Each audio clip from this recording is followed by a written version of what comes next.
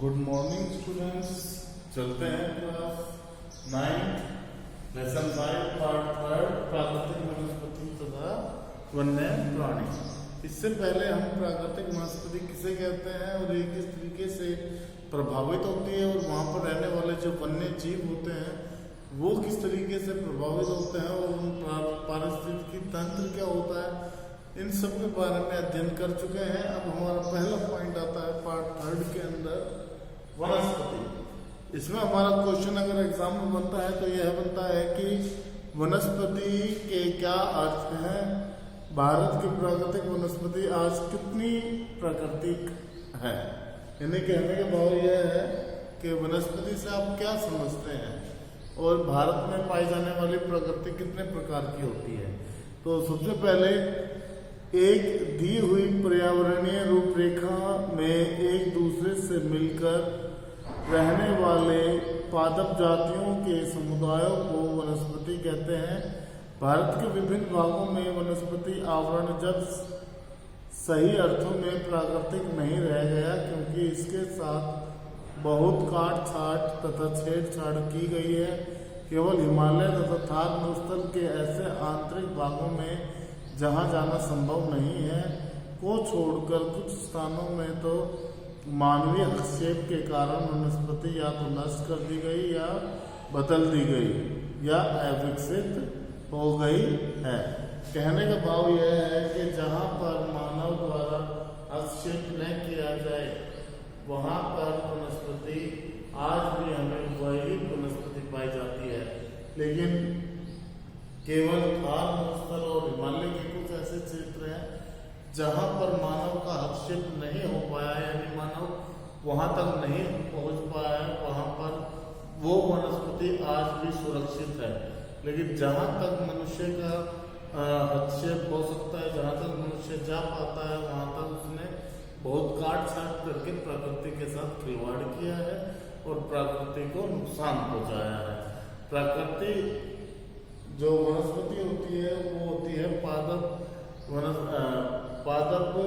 प्रजातियों की इकट्ठे समूह को, जिसमें वे मिलजुल कर रहते हैं, पादप वनस्पति, उसे हम वनस्पति कहते हैं। Is that clear? अब आता है हमारा सेकंड पॉइंट, जीवोम। अगर जीवोम के बारे में कोई क्वेश्चन बनता है, उसके इंट्रोडक्शन में को अच्छे से रिप्रेजेंट करने के लिए आपको जीवोम के बारे में बताना होगा कि जीवोम कहते किसे हैं। तो धरातल पर एक विशिष्ट प्रकार के वनस्पति या प्राणी जीवन वाले विशाल पारिस्थितिकी तंत्र को जीवोम कहते हैं। मृदा, जल तथा ऊष्मा गर्मी की उपलब्धि के आधार पर 5 प्रमुख जीवोम पाए जाते हैं। जीवोम के वर्गीकरण का आधार पेड़ पौधों की परितंत्र की दशाओं में उत्पत्ति तथा वहाँ के प्राणी होते हैं। ये हैं वन, सवाना, घास के मैदान, मरुभूमि तथा टुंड्रा प्रदेश। यानी इन वनों के आधार पर एक स्थलमंडल की वनस्पति के आधार पर जीवों को बांटा जा सकता है। जहाँ पर वन अधिक मिलेंगे वहाँ पर शाकाहारी पशु अधिक मिलेंगे। इसके अलावा अलग अलग वनस्पति जहाँ पर पाई जाती है वहाँ पर विभिन्न प्रकार के वनस्पति की विविधता के कारण ही जीवों का भी विविधता हर क्षेत्र में अलग अलग पाए जाते हैं। यानी पारितंत्र के कारण पारिस्थितिकी तंत्र भी प्रभावित होता है। इसके बाद आता है ज्वारीय वनों। क्वेश्चन आ सकता है आपको, ज्वारीय वनों पर एक संक्षिप्त टिप्पणी दीजिए। तो उसमें आपको बताना होगा ज्वारीय वनों में मैंग्रोव के वृक्ष पाए जाते हैं। इन वृक्षों की एक बड़ी विशेषता यह है कि ये खारे पानी तथा ताजे पानी दोनों में ही पनप सकते हैं। ज्वारीय क्षेत्र में खारा तथा ताजा जल एक दूसरे में मिलता रहता है। सुंदरी नामक वृक्ष ज्वारीय वनों का प्रसिद्ध वृक्ष है। इसी वृक्ष के नाम पर गंगा ब्रह्मपुत्र के डेल्टा के वन वाले भाग का नाम सुंदरवन पड़ा है। नेक्स्ट आता है उष्णकटिबंधीय पर्णपाती वन के ऊपर एक टिप्पणी दीजिए। वो इस प्रकार है, ये वन भारत के उन भागों में मिलते हैं जहां वर्षा 70 सेंटीमीटर से 200 सेंटीमीटर तक होती है। इन वनों के मुख्य वृक्ष सागवान, शीशम, आम, चंदन आदि हैं। ये वृक्ष गर्मियों में अपनी पत्तियां गिरा देते हैं, इसलिए इन्हें पर्णपाती वन कहते हैं। इन वनों को मानसूनी वन भी कहते हैं। ये वन उत्तरी पर्वतीय प्रदेश के निचले भाग विंध्याचल तथा सतपुड़ा पर्वत, छोटा नागपुर पठार, असम की पहाड़ियां, दक्षिण पूर्वी घाट आदि क्षेत्रों में पाए जाते हैं। मानसूनी वनों की ऊंचाई 20 से 50 मीटर होती है। आर्थिक दृष्टि से ये वन बहुत महत्वपूर्ण है। ये वन जल्दी ही आग पकड़ लेते हैं, अतः इन्हें बहुत देखभाल की जरूरत होती है। ये वन ग्रीष्म ऋतु में 6 से 8 सप्ताह के लिए अपनी पत्तियां गिरा देते हैं। तो आप एक को क्लियर हो गया होगा उष्णकटिबंधीय पर्णपाती वन कहाँ पाए जाते हैं, जहाँ पर सूर्य का प्रकाश लंबवत यानी सीधा पड़ता है। उस क्षेत्र में जो वन होते हैं वो अपनी पत्तियां शीघ्र गिरा देते हैं और वहीं पर आपको उष्णकटिबंधीय पर्णपाती वन पाए जाते हैं। इसके बाद आता है राजस्थान में कटीली वन या कटीली वन की उपयोगिता। ये इन सब के बारे में अध्ययन करेंगे कि क्या कारण है कि जो राजस्थान है वहाँ पर कटीली प्रकार की वनस्पति पाई जाती है। क्यों? क्योंकि वहाँ पर बालू मिट्टी होती है और बालू मिट्टी जल को बहुत अधिक सोख लेती है और वो जल बहुत गहराई तक पाया जाता है। जो पेड़ पौधे उगाए जाते हैं या लगाए जाते हैं उनकी जो जड़ें होती हैं वो पानी की खोज में काफ़ी नीचाई गहराई तक चली जाती हैं और काफ़ी गहराई तक जाने की वजह से जो उसके पत्ते होते हैं वो नुकीले हो जाते हैं, उनके अंदर से वाष्प सूख जाता है और वो कांटे का रूप धारण कर लेते हैं। इसलिए वहाँ की वनस्पति कटीली पाई जाती है।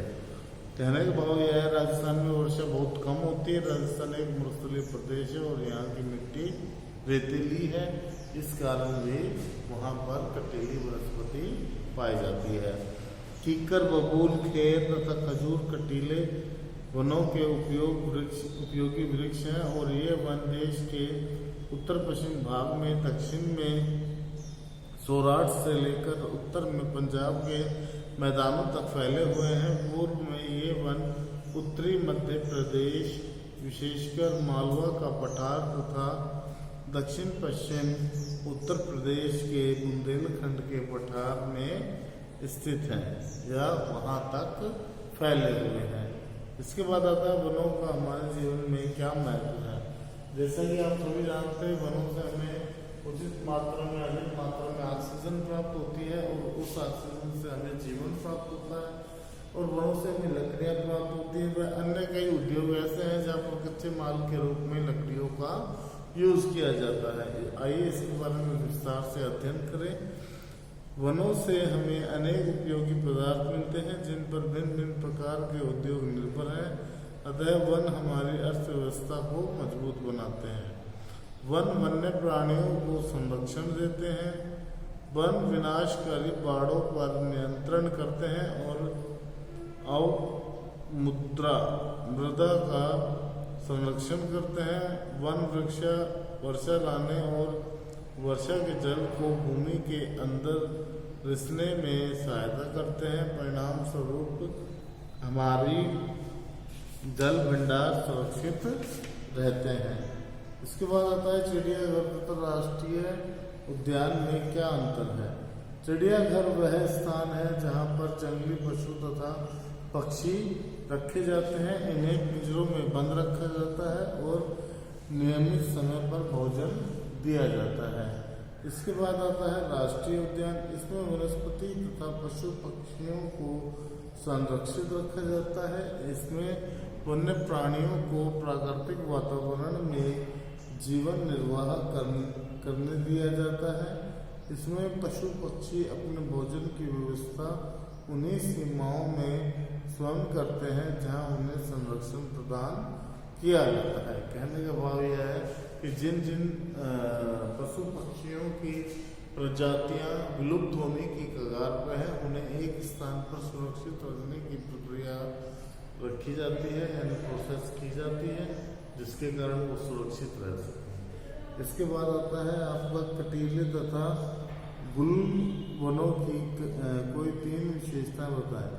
कटीले व गुल वनों में कीकर, बबूल, खैर तथा खजूर आदि कटीले वृक्ष एवं कटीली झाड़ियां पाई जाती हैं। इस प्रकार के वन भारत के उत्तर पश्चिम क्षेत्र अथवा राजस्थान में पाए जाते हैं। कटीले प्रकार की ऐसी प्राकृतिक वनस्पति उन स्थानों पर मिलती है जहां बहुत कम वर्षा होती है। राजस्थान में 50 सेंटीमीटर से भी कम वर्षा होती है, अतः यहाँ कटीले प्रकार की वनस्पति पाई जाती है। इन वृक्षों में वृक्ष छितरे हुए होते हैं। इनकी जड़ें लंबी तथा आर्य आकृति में फैली होती है, जिससे वे जमीन की गहराई में अपने भोजन को आवश्यकता को पूरा कर सकते हैं। इसके बाद आता है वनस्पति जगत के महत्व पर एक नोट लिखिए। जैसे कि हम आपको पहले भी बता चुके हैं कि किस तरीके से वन कच्चे माल के रूप में या फिर अन्य कार्यों में यूज किया जाता है। इसके बाद आता है आज के लाखों वर्ष पहले हमारी पृथ्वी एक अनुपजाऊ उपग्रह थी। पृथ्वी पर आबादी होने वाले सर्वप्रथम जीवन का संबंध वनस्पति जगत से था। इस जगत में पशु जगत के विकास के लिए मार्ग तैयार किया। पौधे सूर्य की शक्ति में पशु जगत के प्राणियों के लिए भोजन तैयार करते हैं। पशुओं का जीवन पौधों द्वारा दी गई शक्ति अथवा भोजन पर निर्भर करता है। पौधे प्राकृतिक सौंदर्य में वृद्धि करते हैं। पौधे मनुष्य को भोजन तथा अनेक प्रकार के फल अथवा फूल प्रदान करते हैं। इनसे हमें लकड़ी और अनेक प्रकार की जड़ी बूटियां प्राप्त होती हैं। पौधों से हमें अन्य कई प्रकार के पदार्थ भी मिलते हैं, जिन पर हमारे कई उद्योग निर्भर है।